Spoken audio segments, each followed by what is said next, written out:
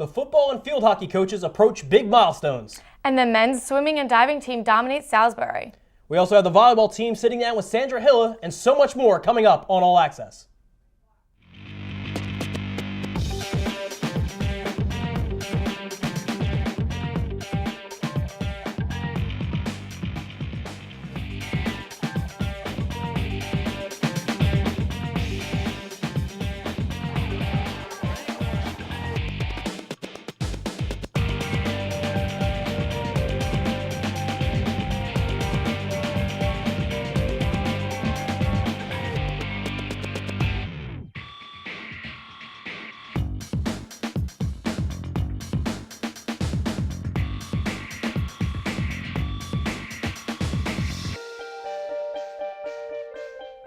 Hello and welcome back to All Access. I'm Maria Brasco and this is Chris Sharnagle. Yep.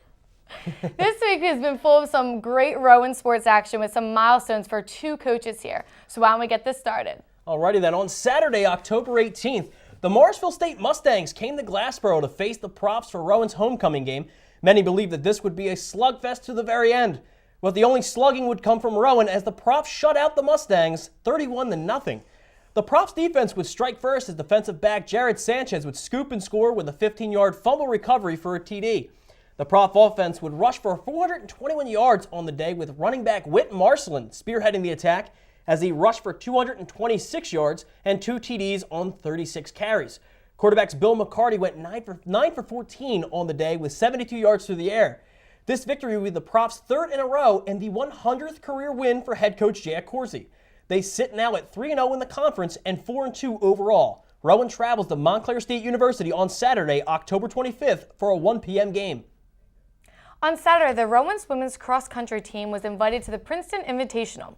This race was a 6K race and 29 schools competed. Rowan took 5th place in the event. Rowan defeated schools such as TCNJ, Sacred Heart, and Columbia. Junior Christian Bettis finished 9th among 302 runners. She had a time of 23:02.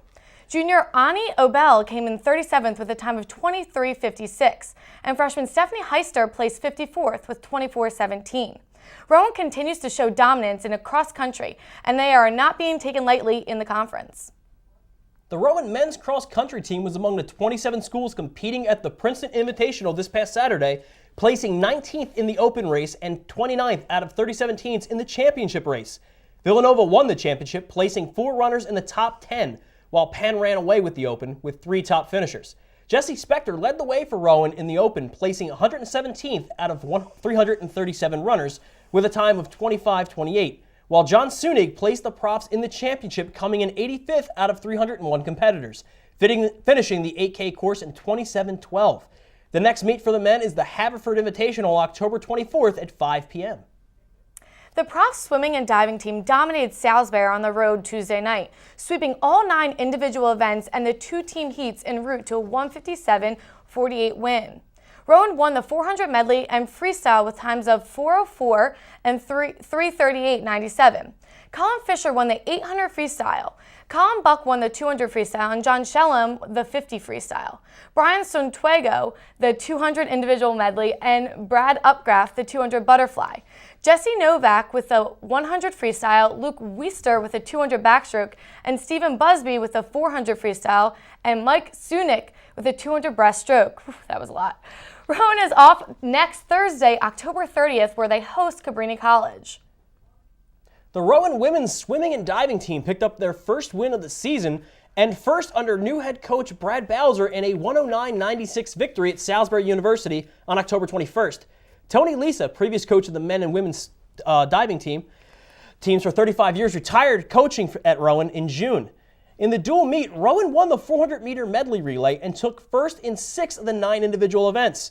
In the medley relay, made up of Paulina Deneva, Victoria Grimsgard, Olivia Watzowitz, and Julia Sheehan, came in 4:46.50. Watzowitz placed first in the 200-meter individual medley in 2:36.04 and 200-meter breaststroke in 2:52.73. Julia De Niro won the 800-meter and 400-meter freestyles with times of 9:49.67 and 4:50.11, respectively. In the 50-meter freestyle, Gigi Russo finished in 28.76 for the first place, and in the 200-meter breaststroke, Nicole Vick took first in 2:41.62. Up next for the women's swimming and diving is a home meet, the first of the season against Cabrini College on October 30th. The field hockey team hosted Ramapo College on Wednesday in an NJAC matchup, putting their 7-game win streak on the line. The Profs would win the game 6-0, with Prof Courtney Aquino would start the scoring barrage at 19:38. Forward Jenna Pressler and Johanna James each chalked up a goal, with James midfielder Jenna O'Sullivan and Erica Michella each tallying an assist.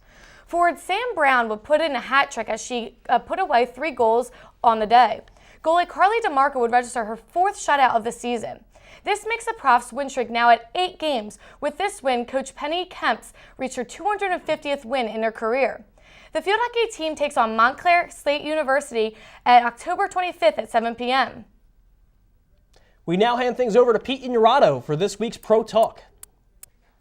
All right, thanks very much, Chris, and welcome into this week's segment of Pro Sports Talk. I'm Pete Ignorato. Today, I'd like to start off with a team that is without a doubt the best team in the NFL, and that's the Denver Broncos. Denver is now 6-1 after their win in Week 8 over the Chargers. Who can stop this team? Yeah, Seattle did last year, but there's something about this season that points toward the Broncos finally getting over the hump with Peyton Manning. For one, the club has found ways to get all of their top offensive threats in the game. You look at Demaryius Thomas, you look at Julius Thomas, and you look at Emmanuel Sanders. They may be the scariest trio in the league today. Think about it. You could probably thank Peyton Manning for that, but the bottom line is this. Denver has playmakers, and they're very hungry. We've said this in the past 2 seasons, but I'll say it again. Denver is certainly my favorite to win Super Bowl 49. Now, with all of that said, there's also the Philadelphia Eagles. The Birds are entering Week 8 with a record of 5-1 and are looking to continue their winning ways this season as they move to Arizona in Week 8. Philadelphia is the most interesting team in the league, in my opinion, simply because they have the ability to run the ball, play some solid defense with their front 7, and also their special teams are showing up big time. It seems like this is the team that's going to start out on the 40-yard line every possession. And for that, the special teams should give themselves a pat on the back. Say what you want, but the Eagles are certainly in the mix to win an NFC championship this season. And not one team in the NFL has stepped up. Well, one of those teams actually has been the Dallas Cowboys, who are 6-1 heading into Week 7. Everything has gone right for the quote-unquote America's team so far. A new-look defense is playing exceptionally well, and DeMarco Murray is stacking up to be the best in the league this season. And former Pro Bowl quarterback Tony Romo is running this offense very well now that the ground game has established itself. This is all great and dandy for Dallas, but I'm not buying into it. DeMarco Murray has never even played a full season yet in college. A suspect defense and a quarterback that has historically folded in big games. This is not mixing up well for the Dallas Cowboys. Now, they may have an easy schedule from Week 8 on, but I'd like to see this team sustain success through December before I begin to buy in. And lastly, with the World Series underway and the Giants and Royals going back and forth, this has me wondering how Kansas City got so lucky with so many players. Eric Hosmer, Alex Gordon, and Mike Moustakas. They were all top 3 overall selections. Now, the Royals invested top selections and are now exceeding very well. When you think about Kansas City, it's well beyond their standards. Yet another example I'd like to throw in the face of Ruben Amaro Jr. and the Phillies organization. Building from within wins you titles. And that's all, guys.